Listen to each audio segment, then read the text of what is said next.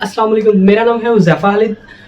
आज हम बात करेंगे फेडरेशन के मेरिट्स की और इसके डीमेरिट्स की। कल हमने बात की थी फेडरेशन होता क्या है, इसकी कंडीशंस के बारे में और इसकी सैलिएंट फीचर्स के बारे में। अगर आपने वो वीडियो नहीं देखी तो ऊपर आई के बटन पे क्लिक करके आप पहले वो वीडियो देख सकते हैं। तो चलें वीडियो को स्टार्ट करते हैं।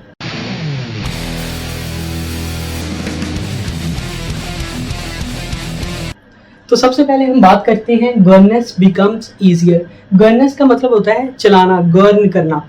जो गवर्नेंस है, मुल्क को चलाना है, बिकम्स ईजियर, आसान हो जाता है फेडरेशन में, क्योंकि जो पावर होती है उसे स्टेट्स में और प्रोविंसेस में तोड़ दिया जाता है, छोटा छोटा कर दिया जाता है, उसके कंपोनेंट बना दिए जाते हैं, तो सिस्टम को समझने में बहुत ज़्यादा आसानी हो जाती है।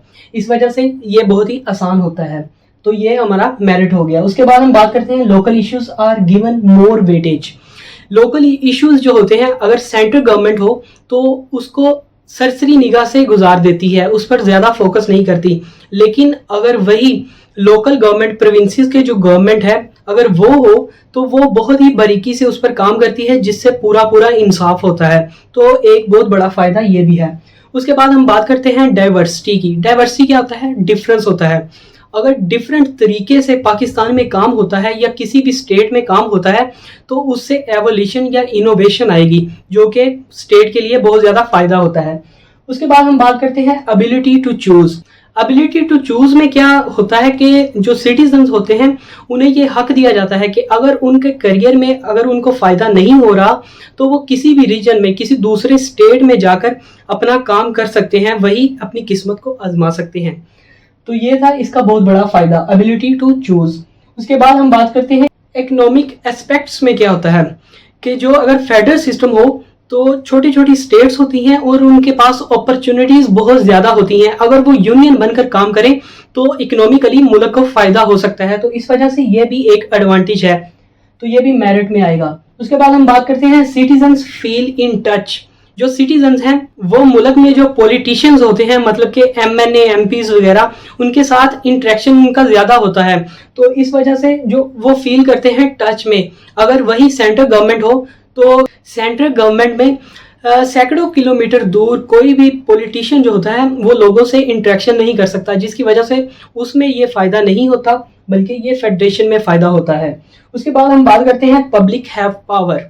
पब्लिक के पास ताकत होती है कि वो पॉलिटिशियन को चेंज कर सकते हैं या उसे हटा सकते हैं। अगर कोई पॉलिटिशियन अपना काम ठीक से नहीं कर रहा तो पब्लिक को बोलने का हक होता है। अगर कोई पॉलिटिशियन कोई अपना काम ठीक से नहीं कर रहा तो पब्लिक एक फ्रीडम रखती है, आज़ादी रखती है कि वो उसके खिलाफ अपनी राय का इजहार कर सकते हैं। तो ये भी एक बहुत बड़ा बेनिफिट है जो कि सेंट्रल गवर्नमेंट में या डिक्टेटरशिप में नहीं होता। तो अब हम बात करते हैं इसके कुछ डीमेरिट्स के बारे में। नंबर 1 पे आता है potential for conflict between federation. बाज़ औक़ात क्या होता है कि जो प्रोविंसेस, स्टेट्स होती हैं, या तो उनका सेंटर के साथ कोई कन्फ्लिक्ट हो जाता है या उनका आपस में कोई कन्फ्लिक्ट हो जाता है। जैसे कि 1971 में पाकिस्तान में हुआ बांग्लादेश के साथ। बांग्लादेश को पूरे रिसोर्सेज नहीं मिले थे बाकी स्टेट की निस्बत, तो उन्होंने ये दावा किया कि हमें एक अलग स्टेट चाहिए।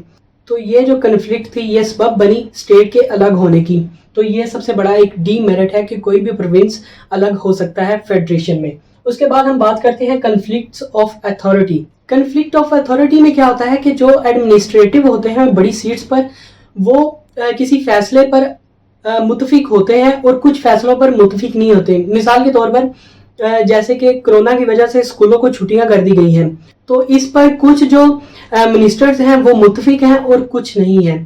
तो ये एक बड़ी मिसाल है कन्फ्लिक्ट्स ऑफ अथॉरिटी की, जो एक बहुत बड़ा डीमेरिट है फेडरेशन का, कि कोई भी अपनी राय का इजहार कर सकता है, जबकि डिक्टेटरशिप में ऐसा नहीं होता। अगर कोई किंग कोई फैसला कर देता है तो उसके खिलाफ किसी को बोलने की इजाज़त नहीं होती, जबकि फेडरेशन में इसका बिल्कुल उलट होता है। अब हम बात करते हैं अ लैक ऑफ यूनिटी की। लैक ऑफ यूनिटी में क्या होता है कि जब एक सूबे को रिसोर्सेज जो हैं वो ज़्यादा दे दिए जाते हैं और दूसरे को उसकी निस्बत कम दिए जाते हैं तो उसमें यूनिटी नहीं पैदा होती, अनइक्वालिटी हो जाती है, जिसकी वजह से कुछ सूबे अगर उनके पास रिसोर्सेज हो तो वो इस बात का इजहार करते हैं कि हमें एक अलग स्टेट चाहिए, जो कि काफ़ी हद तक potential for conflict between federation से मिलता जुलता है। इसी तरह अब हम बात करते हैं कम्प्लेक्स की। जो फेडरेशन का सिस्टम है बहुत ही कम्प्लेक्स है, मतलब कि इसमें MNA, MPs, मिनिस्टर्स वगैरह होते हैं, जबकि सेंट्रल गवर्नमेंट को देखा जाए तो सिर्फ सेंट्रल गवर्नमेंट ही पूरे मुल्क का हैंडल करती है। इस वजह से इसका सिस्टम थोड़ा सा कम्प्लेक्स है, लेकिन इसका फ़ायदा बहुत ज़्यादा होता है। तो ये थे इसके मेरिट्स और डीमेरिट्स। अगर आपको ये वीडियो अच्छी लगी हो तो लाइक करें और इसे शेयर भी करें। Thank you.